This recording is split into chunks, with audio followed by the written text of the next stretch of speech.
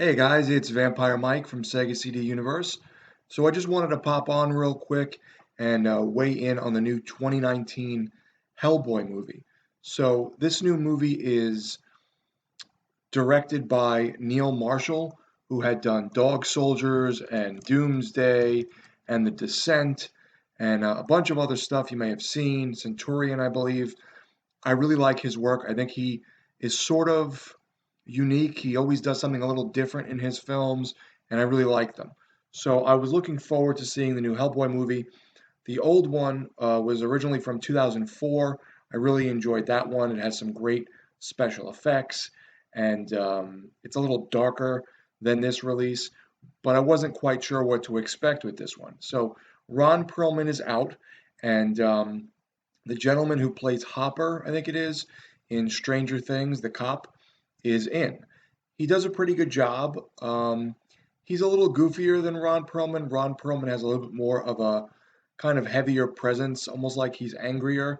Though there are some scenes where Hopper or whatever the actor's name does get angry and flip out and fight and stuff. I thought the CG in the film was pretty bad, and I remember thinking that it feels sort of disjointed, almost like it goes from set piece to set piece to set piece to set piece, and he's just kind of fighting things and taking things on little by little. I couldn't really get into that. I definitely prefer the two old films that were done, as I said, in 2004, and I don't remember when the sequel came out here, but those were done by Guillermo del Toro, and yeah, it just didn't feel like anything super special, to be completely honest. It was okay. It had some interesting stuff. I felt like it was definitely more low budget, not nearly as dark. They start tying in some of the storyline to Excalibur, which sort of threw me a bit. I don't know if that's in the original comics or if they just added that into this. Mila Jovovich had made a statement that the movie might not be doing very well, but in the future it'll be like a cult classic.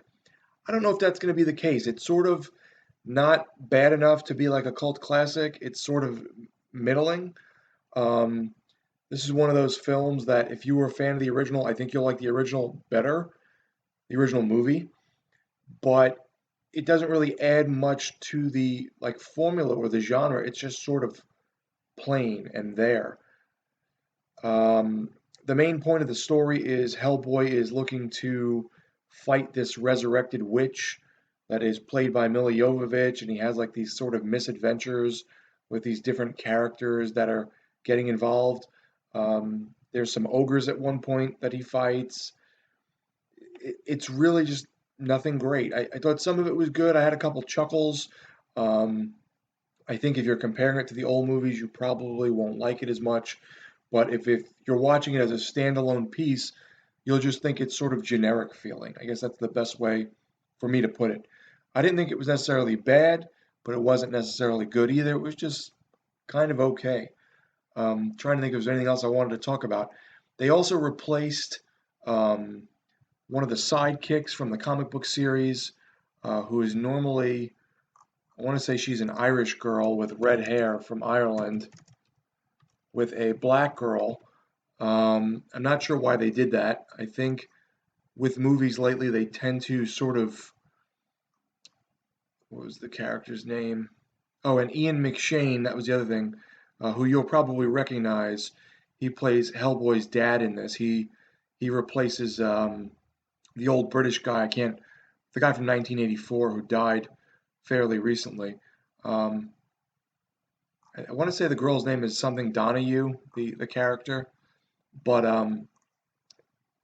they tend to do this where they're now putting other like shoehorning other people into certain movies. I know they're doing it now with James Bond. People are very upset that they made James Bond a black woman. It's kind of weird. I feel like it's sort of pandering. I don't have any problem with James Bond being black. I find it strange that it's a woman after all these years. I know they did it with the Ghostbusters and it didn't do well. I know they did it with what was the other one? Doctor Who, which I've never really watched, and some people were unhappy with that. I think when you change a character so much, they should just make a new thing. They shouldn't try and fit it into the old mold. And most of the audience, for instance, not to go off topic, who watch James Bond are probably guys. So to change it from a guy to a girl, sort of weird.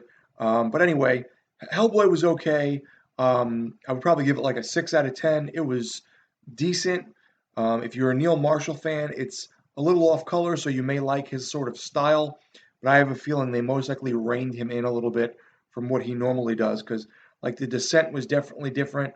Dog Soldiers, Centurion, um, Doomsday, especially, a lot of his movies just have a little bit of a different quirkiness to them. Where I felt like Hellboy, he was sort of getting there, but sort of reined himself in a bit. So I wouldn't be surprised if the producers said, "Listen, you can't really do your own thing here. You have to stick to the source material and do what we want." But overall, it was okay. Maybe check it out if it has, availability on a streaming service in the near future or something, like Amazon Prime or whatnot. But I wouldn't necessarily go out and buy it unless it was really cheap. Thanks, guys, for watching. It's Vampire Mike from Sega CD Universe. Be good.